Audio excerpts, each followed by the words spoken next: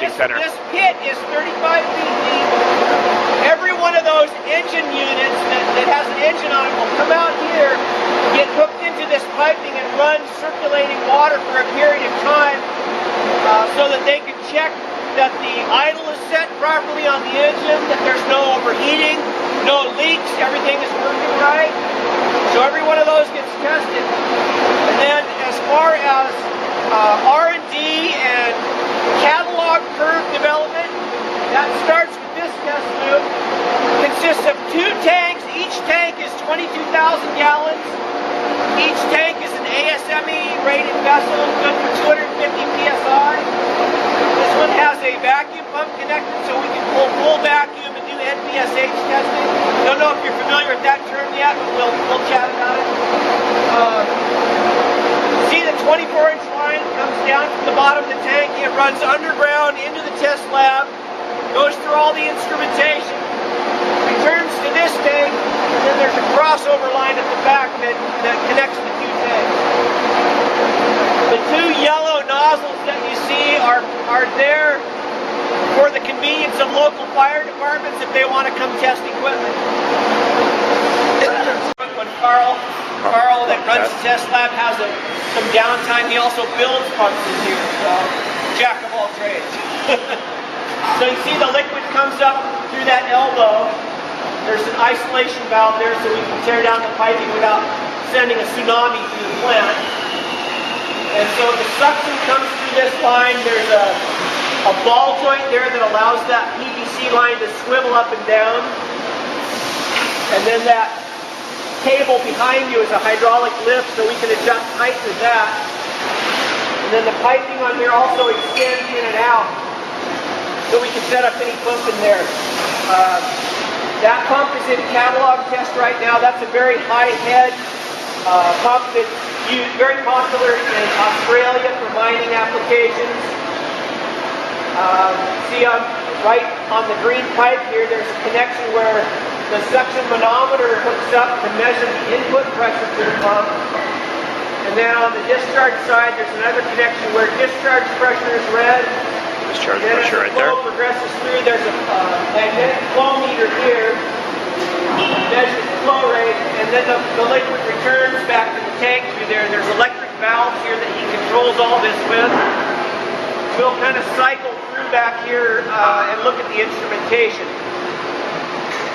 And that part, this is just the rotating part. Rotating part of a mechanical seal. All right. Bearing housing. So the shaft, we'll mount bearings on that shaft, and then that shaft will go in this housing, and then everything else bolts to this housing. This is what we call a brack plate or a bracket. It contains the seal gland, so the seal will go into this. Or if it was a packing pump, there would be a modular packing box that would mount in here with a follower on it. And then once that's mounted to this, then the impeller will go on the shaft, the loop will go on the bracket. We have goes on the bracket. suction Shaft cover here. holds the impeller. So this particular pump, this is again a solid handling pump. Solid This handling is pump. All the parts a here. high head solids pump that's used a lot for, we'll go on the other side of the flute. That contains the seal, the connection to the shaft, support system, and all that. These are wear rings. This particular pump uses a double suction wear ring. Right here.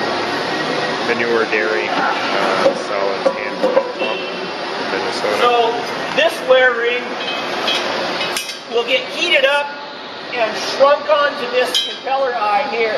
So this will sit on this surface. That provides a renewable wear surface for this because this application's got a lot of sand in it.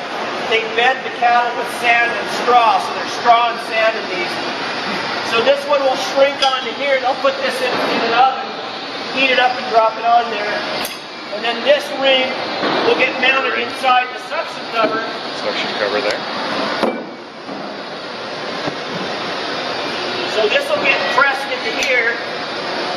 So they'll just feed that in there with big rubber mallet, basically. So the impeller then runs inside this wear ring.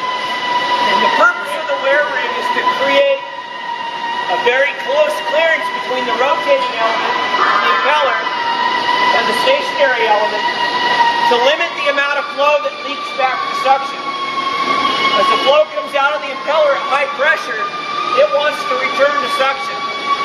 So this creates about a 15 thousandths per side clearance that flow has to throttle through.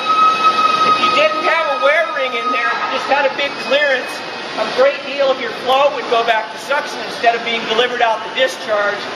And that would mean that your volumetric efficiency would be very low. So the overall efficiency would be very low. You'd be using a lot more horsepower than necessary to do the job. So as these wear rings wear out, they'll get to a point where they'll need to pull those out and replace them to maintain the efficiency of the pump.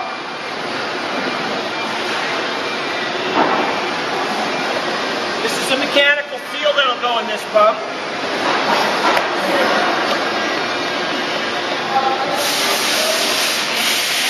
Mechanical seal.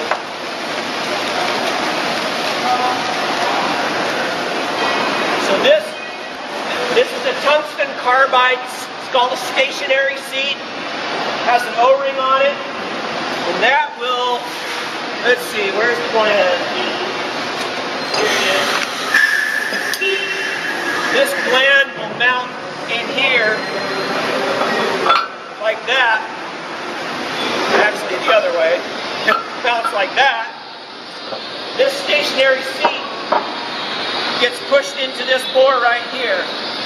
And it's just like, say, it's an O-ring, so they lubricate it, just push it in by hand. The O-ring holds it in place.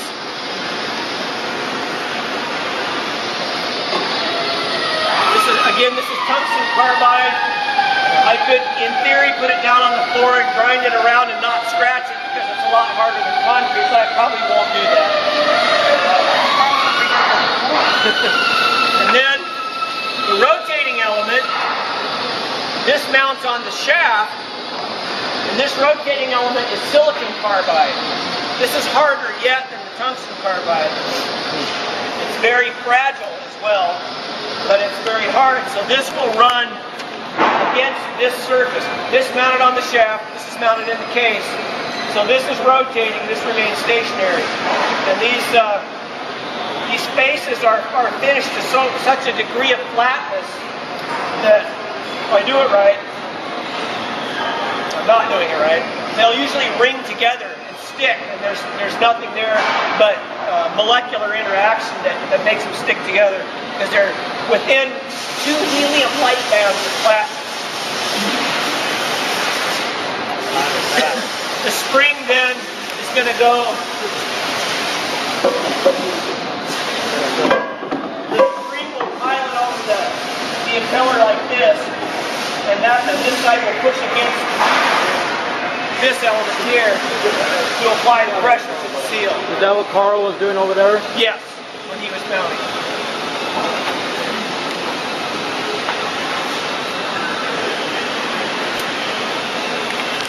Call them when we get an order, they'll go through the warehouse looking at their pick sheet and pull these parts, bring them over here to assembly, and then assembly starts building the pumps.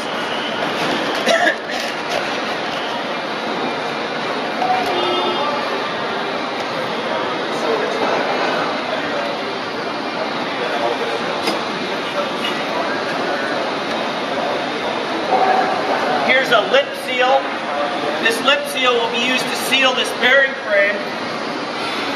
This is the bearing cover that goes on the drive end. So this lip seal will get pressed into this bearing cover. That'll keep the oil in the unit. We do grease lube and oil lube. The big rental fleets like to use oil lube because in real humid conditions, it keeps the bearings lubricated and splashed, even though there's a lot of moisture in the air.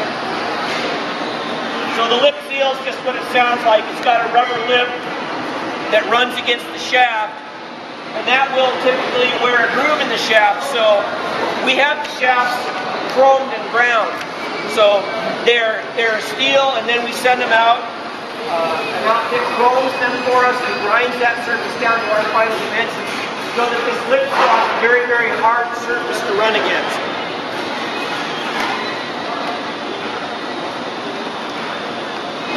So when you're doing that one seal that you heat up, is there like a certain type of crayon or something that you mark to tell how hot that seal is? The wear ring that Yeah. How do you determine how? I think they just have the oven set at a particular temperature, and they're used to having just sit in there for a certain amount of time. Actually, yeah, that's the one that we used on the impeller. The other one they don't heat; they just pound it in. That one, yeah, they would heat. With the bearings, we use a heater to heat the bearings to put those on the shaft, and I think they do have a little crayon they use for those.